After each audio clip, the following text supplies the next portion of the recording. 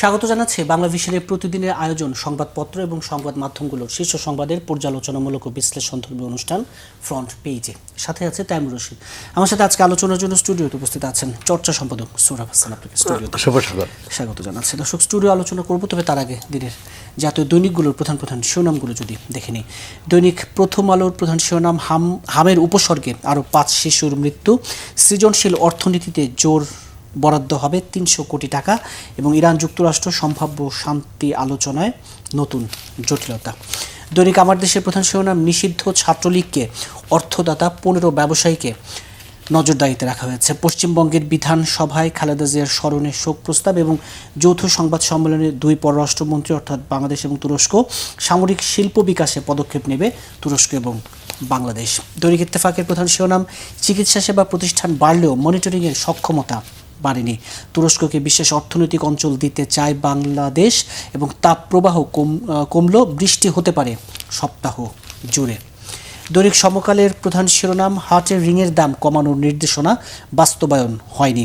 জাতীয় হৃদরোগ ইনস্টিটিউটে ইপিএস পরীক্ষার জন্য রোগীদের দীর্ঘ অপেক্ষা। বিদ্যুৎ খাতে অলস সক্ষমতার বিপুল ভার মানুষের উপর এবং দৌলতদিয়া খাতে আবারও পন্টুন থেকে বাস নদীতে।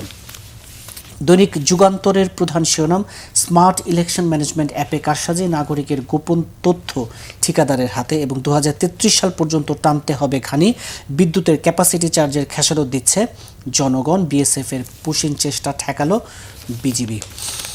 দৈনিক মানব জমিনের প্রধান শিরোনাম, ইসলামী ব্যাংক আসলে তুমি কার, বিধানসভার পর লোকসভা অন্ধকার ঘিরে ধরছে মমতাকে এবং মে মাসে মব এবং গণপিটুনিতে নিহত 31। দৈনিক কালের কণ্ঠের প্রধান শিরোনাম, যুদ্ধের বড় ধাক্কা শ্রমবাজারে, এফটিএ ইউএন বাণিজ্য ও ডিজিটাল অর্থনীতিতে বড় সমঝোতার ইঙ্গিত, প্রধানমন্ত্রীর আসন্ন চীন সফর নিয়ে একটি প্রতিবেদন আছে কালের কণ্ঠে এবং উচ্চ বিনিয়োগ সম্ভাবনা না ঝুঁকি, এ নিয়েও আছে কালের কণ্ঠে প্রতিবেদন। দৈনিক কালবেলার প্রধান শিরোনাম, জামাত এনসিপি ঠেকাতে মাঠে ফেরার ছক আওয়ামী লীগের। রণধীর জয়সওয়াল বলেছেন, বাংলাদেশিদের দেশে ফেরানোর প্রক্রিয়া সহজ চায় ভারত। এই আছে কালবেলার প্রধান খবর। এবং দৈনিক বাংলাদেশ প্রতিদিনের প্রধান শিরোনাম, সীমান্তে বিজিবি জনগণ সতর্ক, বিএসএফ এর পুশিং চেষ্টা ব্যর্থ, সর্বত্র পাহারা বাংলাদেশের। আর কত মৃত্যু হলে বেসরকারি স্বাস্থ্যসেবায় শৃঙ্খলা ফিরবে এবং কঠিন শাস্তির মুখে 8 দিন হাসপাতাল, বাতিল হতে পারে লাইসেন্স। দৈনিক দেশ রূপান্তরের প্রধান শিরোনাম, অধরায় থাকলো জ্বালানি আমদানি বহুমুখীকরণ, হাদি হত্যার মামলার রায় নিয়ে একটি প্রতিবেদন আছে। যাবের কেন বাদী, প্রশ্ন বোন মাসুমার। প্রতিরক্ষা শিল্পে সহযোগিতা সহ দীর্ঘস্থায়ী অংশীদারিত্ব চায় তুরস্ক এবং সতর্কতায় বেঁচে গেল 40 প্রাণ। দৈনিক দেশ রূপান্তরের প্রধান শিরোনাম। দৈনিক নয়াদিগন্তের প্রধান শিরোনাম, প্রতিরক্ষা সহযোগিতায় আগ্রহী তুরস্ক, বিদ্রোহী বাহিনীর অগ্রাভিযান ব্যাহত, বাস্তুচ্যুতদের শিবিরে বিমান হামলা, রাখাইনে আরাকান আর্মির বিরুদ্ধে সেনাবাহিনীর পাল্টা অভিযান। দৈনিক ইনকিলাবের প্রধান শিরোনাম, বিশ্ব পরিবেশ দিবস পালিত, পাল্টে গেছে ঋতুচক্র। দৈনিক বণিক বার্তার প্রধান শিরোনাম, দুর্বল বর্জ্য ব্যবস্থাপনা, ঢাকায় ইঁদুরের বংশ বিস্তার বাড়াচ্ছে স্বাস্থ্য ঝুঁকি এবং নিউমেরিন কন্টেইনার টার্মিনাল পরিচালনা, ডিপি ওয়ার্ল্ডকে নিয়ে সংশয়ে সরকার। দ্য ডেইলি স্টারের প্রধান শিরোনাম, subsidy burden set to rise for power, fertiliser এবং BGB foils multiple pushing attempts at northern border. The Daily অবজারভারের প্রধান শিরোনাম, Dhaka Ankara to elevate ties to new strategic level এবং দ্য নিউ এজের প্রধান শিরোনাম, India's pushing high alert on border. এই ছিল জাতীয় দৈনিকগুলোর প্রধান শিরোনাম। স্টুডিও আলোচনা শুরু করতে চাই চর্চা সম্পাদক সোহরাব হাসান। আজকে সবগুলো জাতীয় দৈনিক এবং আমরা সবগুলো গণমাধ্যমে গত বেশ 2-3 দিন ধরেই যে পুশিং ইস্যুতে বাংলাদেশ ভারত সীমান্তে উত্তেজনা, 3 সীমান্তে 60 জনকে ঠেলে পাঠানোর চেষ্টা এবং রণধীর, ভারতের পররাষ্ট্র মন্ত্রণালয়ের মুখপাত্র রণধীর জয়সওয়াল বলছেন যে বাংলাদেশিদের দেশে ফেরানোর প্রক্রিয়া সহজ চায় ভারত। এই যে এই ইস্যুটাকে আপনি কিভাবে দেখছেন? পুশিং ইস্যু না, যেভাবে ভারত পাঠাচ্ছে বা যেভাবে ঠেলে দিচ্ছে এটা কোনোভাবেই গ্রহণযোগ্য না এবং বাংলাদেশের পক্ষ থেকে একটা প্রতিরোধ তৈরি হয়েছে, সেটি যথাযথ বলেই আমরা মনে করি। কিন্তু বিষয়টা হচ্ছে যেখানে মানবিক বিপর্যয় যাতে না ঘটে, অর্থাৎ বাংলাদেশই বলে সেটা তথাকথিত বা তাদের কাগজপত্র নেই বলে তারা সীমান্তের এপারে ঠেলে দিল অথবা শূন্যরেখায় নিয়ে আসলো, অনেক পরিবার অবস্থান করে বাংলাদেশ গ্রহণ করলো না, এই মানুষগুলোর কি হবে? আমার মনে আছে যে 1993 সালে কিন্তু ভারত এরকম একটা পোষণের চেষ্টা করেছিল 93 তখন তো এখানে বিএনপি সরকার, আজকেও বিএনপি সরকার, সুতরাং এটারও কোনো যোগসূত্র আছে কিনা। এবং তখন সেখানে কিন্তু বিজেপি সরকার ছিল, এবারেও বিজেপি সরকার। তখন অবশ্য পশ্চিমবঙ্গে রাজ্যে বিজেপি ছিল না। এই চেষ্টা পরবর্তীকালে তখন কিন্তু আরও অনেক বেশি মানবিক বিপর্যয় হচ্ছে, অনেক বেশি সংখ্যক লোক এসেছিল। এখন এটি ভারত একটা চিহ্নিত করেছে, যদি তাদের নাগরিক না, প্রথমত তাদের নাগরিক না, তাই তো, কোন দেশের নাগরিক তারা চিহ্নিত করেছে বা সন্দেহ করছে বাংলাদেশের নাগরিক, তাহলে এই তালিকাটা বাংলাদেশকে পাঠাতে হবে। তালিকা পাঠিয়ে বাংলাদেশ এখানে যাচাই বাছাই করবে, এবং তারপর যদি সত্যি সত্যি বাংলাদেশে কেউ হয় সেটা কূটনৈতিক পর্যায়ে আসে। আপনি দেখেন যে জলসীমায় প্রায় ভারতের জেলেরা মাছ ধরতে এসে বাংলাদেশের জলসীমায় পৌঁছে যায়, ঢুকে যায়, আবার বাংলাদেশের জেলেরাও কিন্তু ভারতের জলসীমায় ঢুকে যায়। তখন কি করে, তারা আটক করে বাংলাদেশের সাথে যোগাযোগ করে এবং একটা বিনিময় হয়। অর্থাৎ বাংলাদেশে সত্যি বাংলাদেশে কেউ আটক থাকলে তাদের কূটনৈতিক পর্যায়েই করে। তা কোস্টগার্ড সেখানে, এখানে বিএসএফ এবং বিজিবি আছে। তা এটা যদি আমরা ধরেই নেই মানে দুই প্রতিবেশী কেউ কাউকে ছেড়ে, মানে কেউ কাউকে না কেউ কাউকে বাদ দিতে পারবে না। আমরা ভারত থেকে যেমন বাদ দিতে পারবো না, বাংলাদেশ, ভারতও আমরা বলি যে প্রতিবেশী বদল তো সম্ভব নয়। হ্যাঁ, প্রতিবেশী বদল সম্ভব নয়। এখন এটা প্রতিবেশীকে কীভাবে দেখে, আরেকটু দেখুন এই মানুষগুলো কি যাদের চিহ্নিত করা হচ্ছে একেবারেই প্রান্তিক। পৃথিবীর দুই শ্রেণীর মানুষের কোনো দেশ নেই। এক হচ্ছে সবচেয়ে ধনী যারা, তারা যে কোনো জায়গায় যে কিন্তু তারা নাগরিক হতে পারে, চলে যেতে পারে, নাগরিক হতে পারে, কারণ এমনকি যুক্তরাষ্ট্রেও একটা নির্দিষ্ট পরিমাণ বিনিয়োগ করলে নাগরিকত্ব পেয়ে যায়, এত কড়াকড়ির বিলাসী জীবন। আরেকটি শ্রেণী হচ্ছে এই যে কিচ্ছু নেই, নিঃস্ব, তাদের কাছে রাষ্ট্র কোনো অর্থ নেই, তার জীবন জীবিকার জন্যই কেউ গেছে। আবার ভারত থেকে যে আসে না তা নয়, ভারত থেকেও আসে। আমরা এক সময় দেখছি এখন সীমান্তে যে উত্তেজনা যখন ছিল না, তখন এই যে কুমিল্লা সীমান্তের কথা বলছি, কুমিল্লা সীমান্ত ওপারে থাকতেন, এপারে এসে ব্যবসা করতেন, দোকানদারি করতেন, মুদি দোকান ছিল, এরকম বহু উদাহরণ আছে। তারপর তো কাঁটাতারে বেড়াটারা হয়ে এখন এটি কূটনৈতিকভাবেই এগোতে হবে। আর বাংলাদেশ ভারতের মধ্যে বন্দি বিনিময় চুক্তি আছে, তো সুতরাং তারা চিহ্নিত করে, তাহলে বাংলাদেশের সাথে আলাপ করতে হবে। এরকম ঠেলে দেওয়া তো কোনো সমাধান। কিন্তু ভারত যেই মনোভাব বলি বা দৃষ্টিভঙ্গি নিয়ে আসলে বিষয়টিকে দেখছে, সেখানে কি এই ইস্যুর সুরাহা হবে বলে মনে হয়? সেখানে তো একটা হচ্ছে রাজনীতি, দ্বিতীয় হচ্ছে ধর্ম। দেখেন যাদের চিহ্নিত করা হয়েছে কেউ কিন্তু অমুসলিম নয়, মানে অন্য ধর্মের লোক না, ইসলাম ধর্ম অবলম্বী। তার মানে হচ্ছে তারা প্রথমেই চিহ্নিত করেছে যে যারা মুসলমান তারা এখানে থাকতে পারবে না, মানে বা যদি তাদের ভাষ্যমতো যদি তারা ভারতের নাগরিক না হয়। কিন্তু অন্য ধর্মাবলম্বীর জন্য কিন্তু তারা দ্বার খুলে দিয়েছে এবং বলেছে যে 24 পর্যন্ত যারা এরকম আসছে, এবং তারা যে ভয়াবহ যে যুক্তিটা দেখাচ্ছে বা অজুহাত দেখাচ্ছে, সেটা হচ্ছে যে যদি নিপীড়নের কারণে যদি আসে, এখন নিপীড়নের কারণে তাহলে বাংলাদেশ থেকে সংখ্যালঘুরা যাবে, আবার ভারত থেকে সংখ্যালঘুরা এখানে আসবে, মানে এটি তো কোনো সমাধান হতে পারে না। সমাধানটা হতে পারে যে আলাপ আলোচনার মাধ্যমে যদি সত্যি সত্যি কেউ থেকে থাকে, সেটা আমাদের তো অনেক সন্ত্রাসীও সেখানে যে আশ্রয় নেয়, মানে এখানে অপরাধ করে ওখানে যে আশ্রয় নেয়। যাবো এরপরে একটি বড় ঘটনা নিয়ে ওইদিকে যাবো। আচ্ছা, এখানে আমাদের বিজেপি যে ভূমিকা পালন করছে, মানে আরো কিছু করা প্রয়োজন। বিজেপি ভূমিকা পালন করছে, স্থানীয় জনগণ পূর্ণ করছে, এর মধ্যে এক ধরনের তো দেশপ্রেম আছে, এক ধরনের মানে নিজের জাতীয়তা বোধের কথা আছে যে এরকম আরেকটি দেশ থেকে কেন জোরপূর্বক পাঠিয়ে দেবে। কিন্তু এর সমাধানটা, এটা কিন্তু সমাধানটা আলোচনা করতে হবে।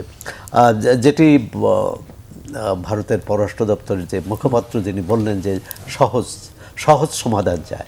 তা আমরা আশা করি যে সহজ সমাধানটা নিশ্চয়ই ঠেলে দেওয়া নয়, এটা হলো আলোচনার মাধ্যমে সত্যি সত্যি কেউ যদি চিহ্নিত থাকে।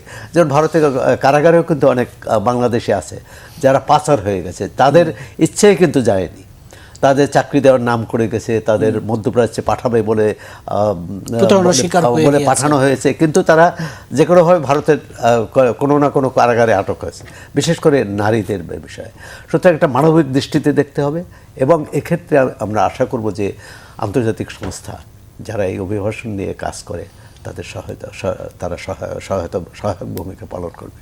জি, আপনি নিজেও প্রসঙ্গটা বলছিলেন যে অনেক সময় এরকম ঘটনা ঘটে যে আমাদের এখানে অপরাধ করে সীমান্ত পাড়ি দিয়ে ওইখানে চলে যায়। আমরা দেখেছি যে মমতা বন্দ্যোপাধ্যায় একটি মন্তব্য নিয়ে বেশ আলোচনা সমালোচনা ঝরে। শরীফ ওসমান হাদির হত্যাকাণ্ডের যদিও তিনি একেবারে স্পষ্ট করে নাম উল্লেখ করেনি, কিন্তু বোঝা যায় ইঙ্গিতটা কোন দিকে। এই যে বাংলাদেশেও রাজনৈতিক হত্যার সাথে যে ভারতের সম্পৃক্ততা, দৈনিক আমার দেশে একটি প্রতিবেদনও করেছে। এই হাদি হত্যার বিষয়টি কোন দিকে মন নিতে পারে? না, এটি যখন হত্যাকাণ্ড ঘটে তখনই নানা রকম সন্দেহ সংশয় একটা সন্দেহ ছিল ভারতের এবং ভারতের প্রতি সন্দেহের তীর ছুড়ে দেওয়া হয়েছিল। আবার এখানে বাংলাদেশ সরকার তো একটা বাংলাদেশ সরকারের পক্ষে যে স্বরাষ্ট্র মন্ত্রণালয় বা পুলিশ বিভাগের পক্ষ থেকে তো একটা তদন্ত করেছিল, সেই তদন্ত কিন্তু আবার রাজি হয়নি। সেই তদন্তে বাদীপক্ষ নারাজি দিয়েছে। নারাজি দেওয়ার পর এটি তদন্তাধীন আছে, মানে পুনঃ তদন্তের। এখন এখানে আজকেও দেখলেন আপনি, শিরোনামে পড়লেন যে হাদির যে বোন, তিনি প্রশ্ন করেছেন যে জাবের কেন বাদী, মানে তার মধ্যে নিজেদের মধ্যে কেন। আবার এই হাদিমা বলে ইনকলাব মঞ্চ থেকে অনেকবার বড় হয়েছে এর সাথে বিএনপির লোক জড়িত, এর সাথে অন্য দলের লোক জড়িত। আবার হাদির বড় ভাইয়ের একটি ফেসবুক স্ট্যাটাস নিয়েও এক ধরনের মানে পুরো বিষয়টি হচ্ছে এখন এটা সরকারি দায়িত্ব যে পরিষ্কার করা এবং অপরাধীকে চিহ্নিত করা। এখন এমন যদি হয় যে যারা ভারতে পলাতক দুই আসামি গ্রেপ্তার হয়েছে তারা যদি খুনি হয়ে থাকে সেটাও বলা, এবং তার তো বিচারের আওতায় আনতে হবে। সেক্ষেত্রেও ভারতের সাথে আলোচনা করতে হবে, কারণ তারা সেখানে অনুপ্রবেশের দায়ে, মানে অবৈধ প্রবেশের দায়ে সেখানে তাদের আটক করা হয়েছে। কিন্তু হত্যাকাণ্ড ঘটেছে ভারতে, বাংলাদেশে, এবং বাংলাদেশেই তার বিচার হবে। সুতরাং তাদের ফেরত আনার ক্ষেত্রেও সরকারের কূটনৈতিক তৎপরতা চালানো উচিত বলে মনে করি।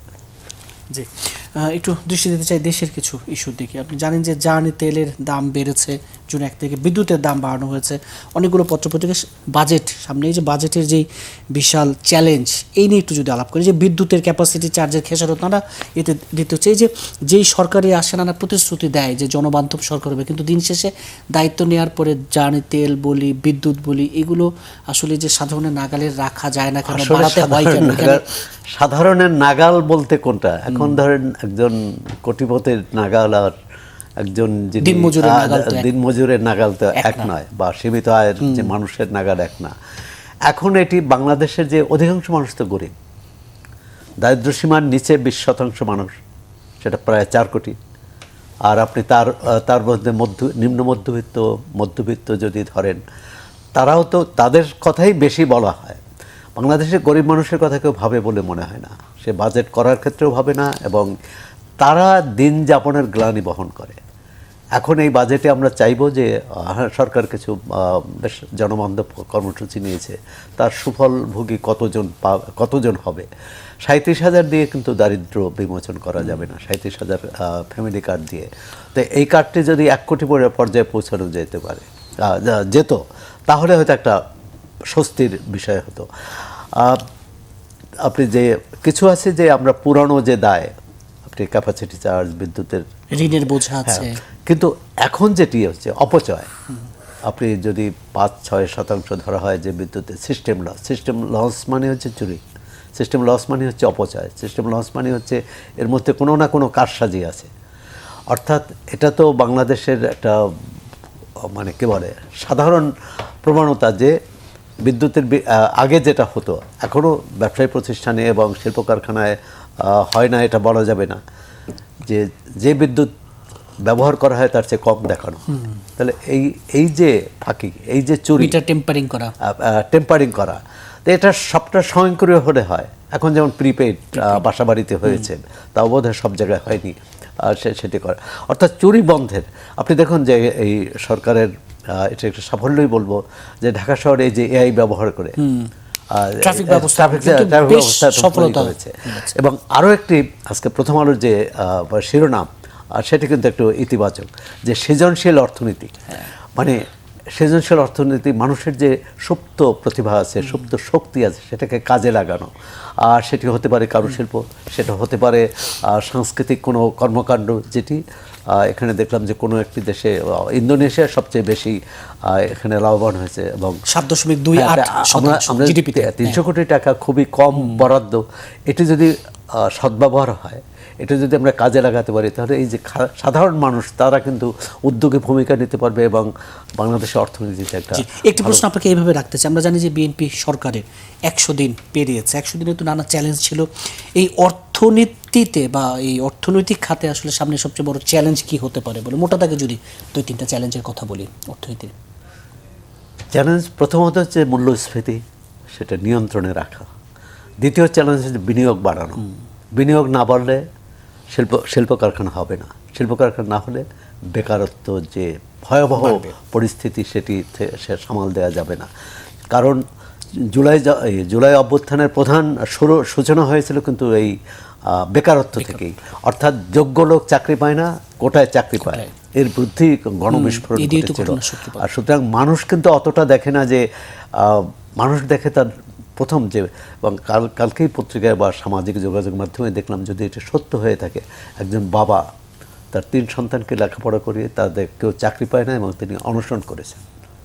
তাই এই যে অবস্থা এবং সামাজিক যে অস্থিরতা, অপরাধ, এই যে মাদকের বিস্তার, এর পিছনে কিন্তু মাদকের বিস্তার এবং মূলত তো বেকারত্ব, সবকিছু বেকারত্ব। তাই এই বেকারত্ব কীভাবে দূর করা যাবে, সরকারের কর্মসূচি নিয়েছে, সেটি কত দ্রুত। বন্ধ কারখানাগুলো চালু করা, ধরুন বন্ধ কারখানা চালু করলে যদি 1 লাখ মানুষের কর্মসংস্থান হয়, সেটা একটি। বিদেশে নতুন বাজার তৈরি করা, যেমন একটি শিরোনামে আসছে যে যুদ্ধের কারণে একটা সংখ্যা দেখা দিয়েছে। প্রথমত হচ্ছে আমরা আশা করি যে যুদ্ধটা স্থায়ী হবে না, যুদ্ধ যত দ্রুত শেষ হয়। আর যদি হয়ও তাহলে বিকল্প পথ খুঁজতে হবে। যেমন আমাদের আরেকটি অর্থনীতিতে ঝুঁকি তৈরি করেছে, যে তৈরি পোশাক শিল্প নিয়ে। সেটা হচ্ছে এই যে যুক্তরাষ্ট্র আমাদের উপরে এত কিছু চাপিয়ে দিয়েছে, সেটা তখন চাপিয়ে দিয়েছে আমাদের দুর্বলতার কারণে, যে আমরা এই একটিমাত্র শিল্পের উপর নির্ভরশীল। সুতরাং যুক্তরাষ্ট্র এই সুযোগটা নিয়েছে। এবং কারণ আমরা বারবার বলি বহুমুখী বাজার খোঁজা, বহুমুখী শিল্প করা, বহুমুখী আপনার উৎপাদনশীলতা। একসময় তো পাট বাংলাদেশের গৌরব ছিল, কিন্তু পাট তো আমরা ধরে রাখতে পারিনি, অথবা বিশ্বব্যাপী পাটের ব্যবহার কমেছে। তো অন্য নতুন কি করা যায়?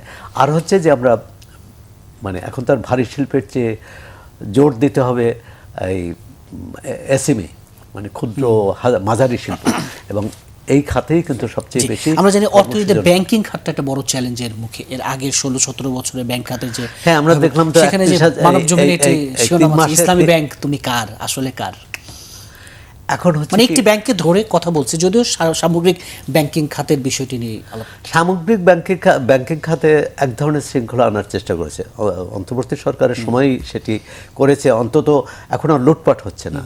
কিন্তু খেলাপি ঋণ এটি নির্বাচনের সময় কিছু টাকা তোলা গেছে, যে পুনঃতফসিল করে, কিন্তু সেই গত 3 মাসে আবার পুনঃতফসিল হয়নি। সুতরাং খেলাপি ঋণ আবার বেড়েছে।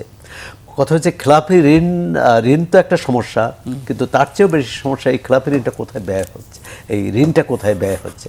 এখন যদি শিল্প কারখানা করার যে সুযোগ, করার যে ক্ষেত্র, সেগুলো যদি মসৃণ না হয়, এবং বারবার যে কোনো উদ্যোগ নিতে, যে এই যে সরকার নতুন উদ্যোগ স্টার্টার্স এদের যে ঋণ দেবে, কিন্তু ঋণটা নেওয়ার পর যে শিল্প প্রতিষ্ঠা করবে, সেখানে যদি বাধার সম্মুখীন হয়, সেখানে যদি তার অবকাঠামো না থাকে, তার বিদ্যুৎ না থাকে, গ্যাস না থাকে, তখন তো বিপদে পড়বে, এবং তখন কিন্তু ওই আবার ঋণ খেলাপে বেড়ে যাবে। ইসলামী ব্যাংক নিয়ে যে অস্থিরতা চলছে, এখন এটিকে পুরোপুরি অর্থনীতি না, এর পিছনে রাজনীতি আছে। আমাদের যে কোনো সমস্যা, অর্থনৈতিক সমস্যা দেখতে হবে অর্থনৈতিক দৃষ্টিতে। এখানে যদি রাজনৈতিক দৃষ্টিটা এসে যায়, আমরা তো দেখলাম যে ইসলামী ব্যাংকের সামনে যারা বিক্ষোভ করেছে তারা পরিচয় দিয়েছে যে আমরা একটি দল করি, এবং ওই দলের কথাই বলছে, জামাত ইসলামের কথাই বলেছে যে জামাত ইসলামী এই ব্যাংকটি প্রতিষ্ঠা করেছে। হ্যাঁ, করতে পারে, যে কোনো দল করতে পারে, দল তো আর করেনি, দলের ব্যক্তি নেতা কর্মীরা, দলের মতাদর্শের কোনো ব্যক্তি। কথা হচ্ছে তাদের সংখ্যাটা কি। সরকারের পক্ষ থেকে যে কথা রয়েছে, তারা যে সংখ্যা প্রকাশ করেছে যে এটিও আওয়ামী লীগ সরকারের মতো যে ইসলামী ব্যাংক দখল হয়ে গেছিল, সেই দখল হয়ে যায় কিনা, সেটা সরকারের পক্ষ থেকে আলাপ আলোচনা করে গ্রাহকদের সাথে আস্থাটা ফেরানো। মানে একটা দেশের অর্থনীতি টিকে থাকে পারস্পরিক আস্থার উপর। আওয়ামী লীগ সরকারের এই যে গণ অভ্যুত্থানের হওয়ার আগেও যে কতগুলো ঘটনা ঘটে গেল, ছাগল কাণ্ড, বেনজির কাণ্ড, এইসব কাণ্ড কিন্তু যে আস্থা যে আস্তে আস্তে ভেঙে পড়ছিল, তার একটা আলামত। আর এই সরকার মাত্র 3.5 মাস ক্ষমতায় এসেছে, মাত্র 3.5 মাস, এর মধ্যেই আস্থার সংকট থাকার কোনোভাবেই উচিত না প্রতিটি ক্ষেত্রে। এমনকি রাজনৈতিক প্রশ্নটাও কিন্তু সুরাহা হওয়া উচিত। কারণ এক পক্ষ বলছে জুলাই সনদ এই সরকার বাস্তবায়ন করবে, সরকার বলছে, বিরোধী দল এটা বিশ্বাস করছে না। এই যে মুখোমুখি অবস্থান, এটা একটা রাজনৈতিক অস্থিরতা তৈরি করছে। এই রাজনৈতিক অস্থিরতা অর্থনীতিতে নেতিবাচক প্রভাব ফেলছে। সুতরাং মানুষের মধ্যে একটা হতাশা, যে আশা নিয়ে অভ্যুত্থান হয়েছিল, যে আশা নিয়ে অন্তর্বর্তী সরকারকে তারা যে আশা চেয়েছিল সরকারের কাছে, অন্তর্বর্তী সরকার পারেনি। এখন ভরসা হচ্ছে নির্বাচিত সরকার। জি, আপনি বলছিলেন সংখ্যার কথা, সংকটের কথা। সে জায়গায় গতকাল আমরা দেখেছি একটি অনুষ্ঠানে বিএনপি মহাসচিব মির্জা ফখরুল ইসলাম আলমগীরও বলছেন গণতন্ত্র আবারও সংকটের মুখে। না, আমাদের নেতারা যে রাজনৈতিক মঞ্চে অনেক কথাই বলেন, এবং সংকট আছে এটাও তো সংকট আছে এটাও ঠিক। সংকটটা সমাধান করা যাবে কি করে? যদি বিএনপি মনে করে তারাই শুধু করবে, আর বিএনপির বাইরে যে জনশক্তি, যে সমাজ শক্তি, রাজনৈতিক শক্তি আছে, তাদের প্রয়োজন নেই, তাহলে কিন্তু ভুল হবে। আর যদি সবাইকে নিয়ে করতে চায়, আর আমার মনে হয় না যে বিরোধী দলের এই মুহূর্তে এরকম কোনো শক্তি বা ইচ্ছা আছে যে তারা এই মুহূর্তে সরকারকে ফেলে দেবে।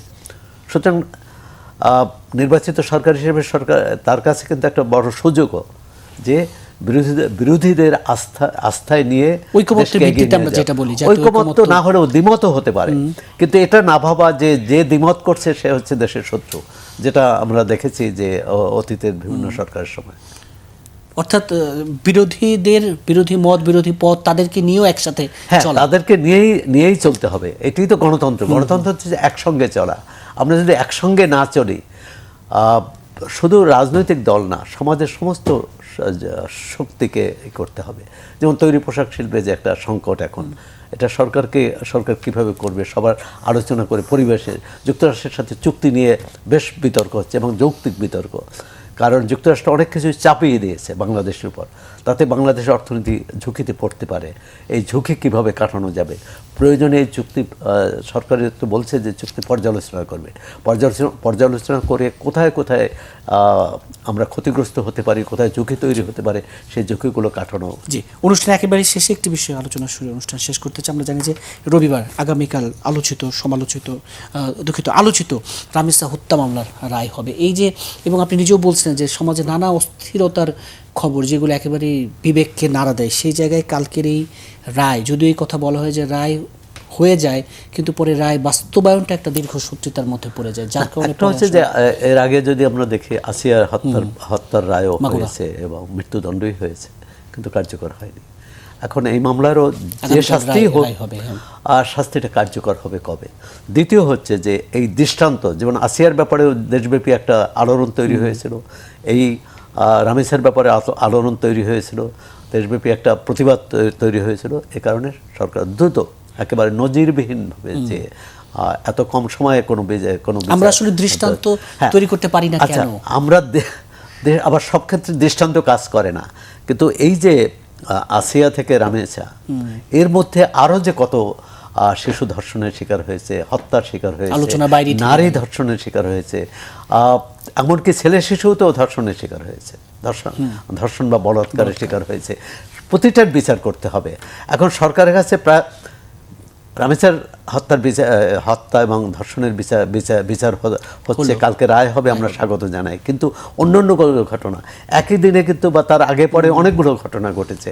প্রতিটির অর্থাৎ শুধু যে ঘটনাগুলো আলোচনায় আসে সেগুলো প্রতিটি অপরাধের বিচার হতে হবে, অপরাধীকে শাস্তি নিশ্চিত। আমরা সেই প্রত্যাশা রাখি। আপনার কাছে স্টুডিওতে সময় দেওয়ার জন্য ধন্যবাদ। দর্শক, ফ্রন্ট পেজ আজ এ পর্যন্তই। আগামীকাল আবারও দেখা হবে। সে পর্যন্ত ভালো থাকুন, সুস্থ থাকুন।